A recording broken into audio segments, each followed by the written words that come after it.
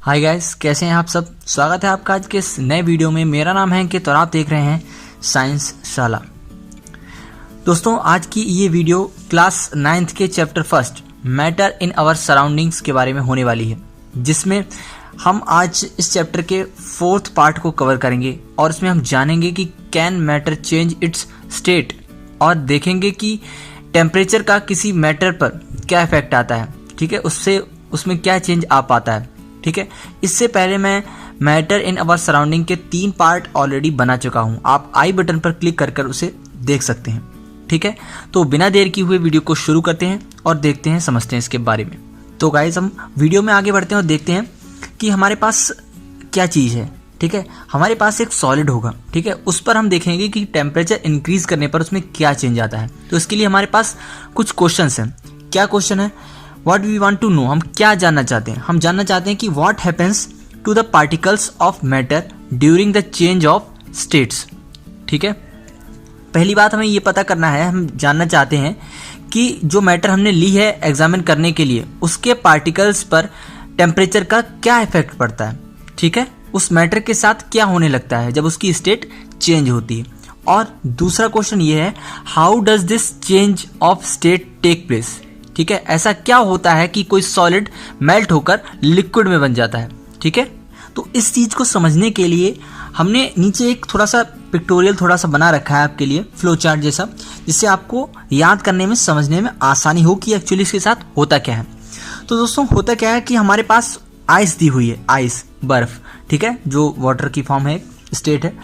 अब हम क्या करेंगे, उसका धीरे धीरे टेम्परेचर इंक्रीज कराएंगे। ठीक है, टेम्परेचर इंक्रीज करने पे क्या होगा, जो बर्फ के पार्टिकल हैं, आइस के पार्टिकल होंगे या किसी भी सॉलिड के पार्टिकल हो सकते हैं, उनकी काइनेटिक एनर्जी में इंक्रीज आने लगेगा, उनकी काइनेटिक एनर्जी बढ़ जाएगी जैसे ही हम उसे टेम्परेचर प्रोवाइड कराएंगे।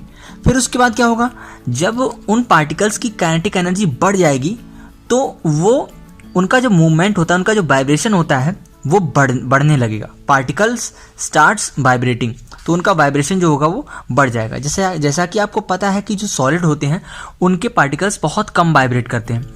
लिक्विड के जो पार्टिकल्स होते हैं वो थोड़े से ज़्यादा वाइब्रेट करते हैं, और गैस के जो मॉलिक्यूल या जो पार्टिकल्स होते हैं वो कहीं भी मूव करने के लिए, कहीं भी वाइब्रेट करने के लिए फ्री होते हैं।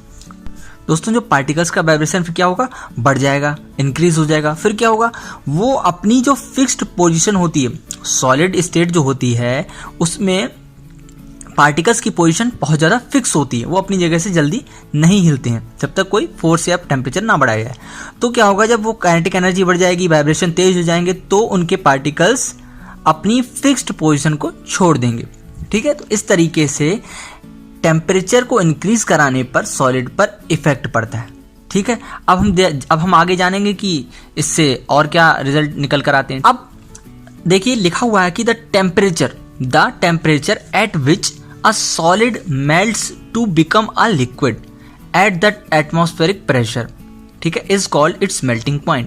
ठीक है, एटमॉस्फेरिक प्रेशर यानी कि जो बाहर का वातावरण का जो प्रेशर है उस बीकर पे पड़ रहा होगा जिसमें हमने सॉलिड लेकर रखा है। ठीक है, और फिर हम उसे हीट कर रहे हैं, यानी कि उसे टेम्परेचर प्रोवाइड करा रहे हैं। तो द टेम्परेचर, तो एक ऐसा टेम्परेचर आएगा या एक ऐसा टेम्परेचर होगा, उस टेम्परेचर पर जो हमने सॉलिड लिया हुआ है वो सॉलिड पूरी तरीके से लिक्विड में बदल जाएगा या मेल्ट हो जाएगा। ठीक है, तो the temperature at which a solid melts to become a liquid, जिस पर सॉलिड लिक्विड बन जाता है। ठीक है, और उसका वो कब हो, जब एक एटमॉस्फेरिक प्रेशर हो, यानी कि जो हमारा बाहरी वातावरण होता है, एटमॉस्फेयर है, उसका प्रेशर उस पर लग रहा हो। तो ऐसा टेम्परेचर क्या कहलाता है, उस सॉलिड का मेल्टिंग पॉइंट कहलाता है। क्या कहलाता है? मेल्टिंग पॉइंट, जिस पर सॉलिड मेल्ट हो जाता है। ठीक है, अब यहाँ पे लिखा हुआ है कि जो मेल्टिंग पॉइंट है, ये मेल्टिंग पॉइंट क्या करता होगा, इस मेल्टिंग पॉइंट पर उस सॉलिड के जो पार्टिकल्स हैं उनके बीच का अट्रैक्शन या उनके पार्टिकल्स के बीच का जो अट्रैक्शन है वो खत्म हो जाता है। तभी तो सॉलिड के जो पार्टिकल्स हैं वो दूर दूर हो जाते हैं, दूर दूर हो जाते हैं तो वो सॉलिड लिक्विड में चेंज हो जाता है। ठीक है, तो इस तरीके से ये पूरी बात का मतलब निकल के आता है। ठीक है, नीचे दे रखा है दोस्तों मेल्टिंग पॉइंट ऑफ आइस, यानी जो आइस है उसका मेल्टिंग पॉइंट कितना दे रखा है, 273.16 केल्विन। हम इसे जनरली 273 केल्विन ही पढ़ते हैं, 16 को मतलब नहीं गिना जाता, काउंट नहीं करते हम जनरली। तो 273 केल्विन या 0 डिग्री सेंटीग्रेड, तो 0 डिग्री सेंटीग्रेड 273 केल्विन के बराबर होता है। ठीक है, ये है मेल्टिंग पॉइंट ऑफ आइस, यानी 0 डिग्री सेंटीग्रेड या 273 केल्विन पर बर्फ जो होती है वो लिक्विड बन जाती है, वाटर बन जाती है। ठीक है, आइस वाटर में चेंज हो जाती है। और यहाँ पे ध्यान देने वाली बात ये है और याद रखने वाली बात है, या फैक्ट कह सकते हैं आप इसको, कि 0 डिग्री सेंटीग्रेड पर बर्फ जमती है और 0 डिग्री पर ही बर्फ पिघलने लगती है। ठीक है, ये आपको थोड़ा सा याद रखना है, समझना है, एक फैक्ट है। ठीक है, नीचे दिया हुआ है कि process of melting of ice, ठीक है, process of melting of ice is also known as fusion, इसको फ्यूजन भी बोलते हैं। ये जो प्रोसेस होती है आइस से वाटर बनने की, उसके मेल्ट होने की। गाइस, अब ये तो हो गई जनरल सी बात कि कैसे टेम्परेचर इंक्रीज करते हैं, सॉलिड जो है वो मेल्ट होने लगता है, लिक्विड बन जाता है, ये तो बात क्लियर हो गई। अब क्वेश्चन हमारे सामने सबसे बड़ा ये आता है कि when a solid melts its temperature remains the same, so where does the heat energy go. ये पूछ रहे हैं कि हमने एक बीकर लिया, ठीक है, हमने देखिए इसी तरीके से आपको बता दूं, हमने एक बीकर लिया, इसमें क्या था, हमारा सॉलिड प्रेजेंट था, हमारा इसमें सॉलिड प्रेजेंट था। इसको हमने क्या किया था, हीट कर रहे थे, हम इसे बर्नर से हमने इसे हीट प्रोवाइड कराई थी, इसे हीट कर रहे थे। इसे हीट किया कितने डिग्री पर, 273 केल्विन या 0 डिग्री सेंटीग्रेड पर हम इसे मेल्ट कर रहे थे। तो आइस जो होगी ये मेल्ट होनी शुरू हो जाएगी। तो हम लगातार इसे टेम्परेचर दे रहे थे, तो ये आइस जो थी क्या बन जाएगी, वाटर में चेंज हो जाएगी। ठीक है, तो हम ये कह रहे हैं कि जब हम इसे लगातार टेम्परेचर प्रोवाइड करा रहे हैं, एनर्जी प्रोवाइड करा रहे हैं, तो इस सिस्टम का टेम्परेचर इंक्रीज क्यों नहीं हुआ। ठीक है, जो हमने इसे एनर्जी दी थी वो कहाँ चली गई, ये पूछना चाह रहे हैं। When a solid melts its temperature remains the same, तो ये जो सिस्टम हमारा ये है, इसका जो टेम्परेचर है वो सेम ही रहता है, 273 केल्विन या 0 डिग्री सेंटीग्रेड ही रहता है। So where does the heat energy go, तो जो हीट एनर्जी हमने प्रोवाइड कराई थी वो कहाँ चली गई। ठीक है, हीट एनर्जी गो, तो ये इसका आंसर मैं आपको देता हूँ।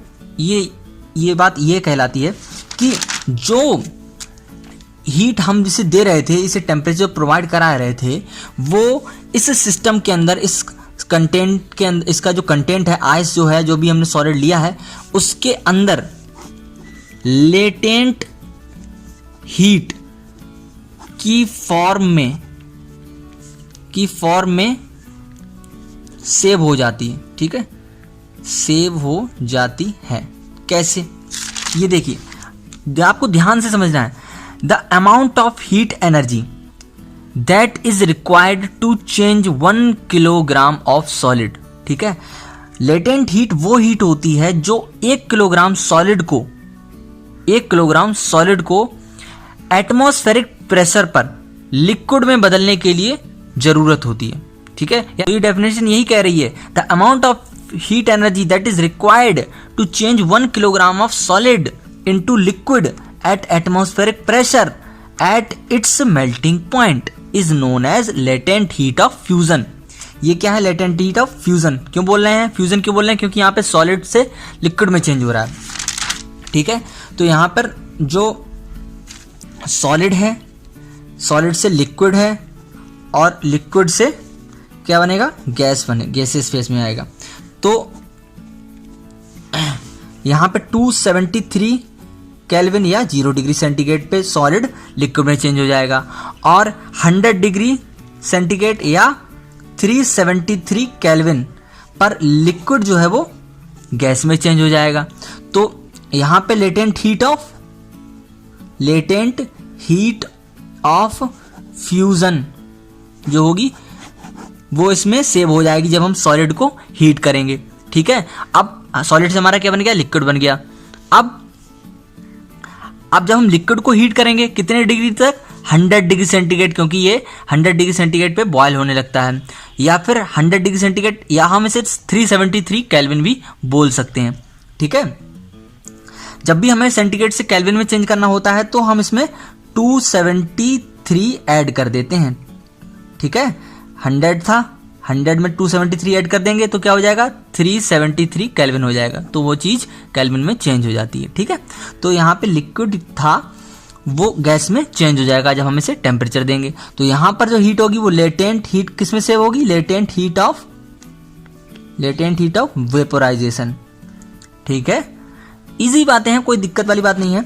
लेकिन लेटेंट हीट आपको इतना समझना है, लेटेंट हीट वो होती है जो 1 किलोग्राम सॉलिड को लिक्विड में उसके मेल्टिंग पॉइंट पे चेंज करने के लिए रिक्वायर्ड होती है। ठीक है, ऐसे ही लेटेंट हीट ऑफ वेपोराइजेशन वो होगी जिसमें हम 1 लीटर लिक्विड को उसके वेपोराइजेशन पॉइंट और एटमॉस्फेरिक प्रेशर पर गैस में चेंज करने के लिए जरूरत पड़ेगी। ठीक है, इजी बातें हैं, कोई दिक्कत वाली बात नहीं है।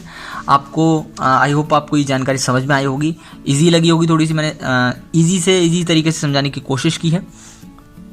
ठीक है, तो जो हीट हम इसे सिस्टम को देते हैं वो लेटेंट हीट के रूप में सेव हो जाती है, इसीलिए उसका टेम्परेचर बढ़ता नहीं है। ठीक है, और वो सेव इसलिए हो जाती है, वो जो सिस्टम है या हमारा जो सॉलिड है वो रिक्वायर करता है ताकि वो लिक्विड फेस में चेंज हो सके। ऐसे ही लिक्विड फेस को जब हीट देते हैं तो लिक्विड फेस ये उस हीट को रिक्वायर करता है, सेव कर लेता है लेटेंट हीट में, जिससे कि वो गैस में चेंज हो सके। इस तरीके से हमारी एनर्जी जो होती है उसमें लग जाती है, उससे उसका सिस्टम का टेम्परेचर नहीं बढ़ता है। ठीक है, तो आज की वीडियो में बस इतना ही। उम्मीद है आपको जानकारी अच्छी लगी होगी। अगर जानकारी पसंद आई तो वीडियो को लाइक करें, हमारे पिछले पार्ट भी इस वीडियो के देखें। ठीक है, आपको प्लेलिस्ट मिल जाएगी, और ऐसी वीडियोस के लिए हमारे चैनल साइंस साला को सब्सक्राइब करें।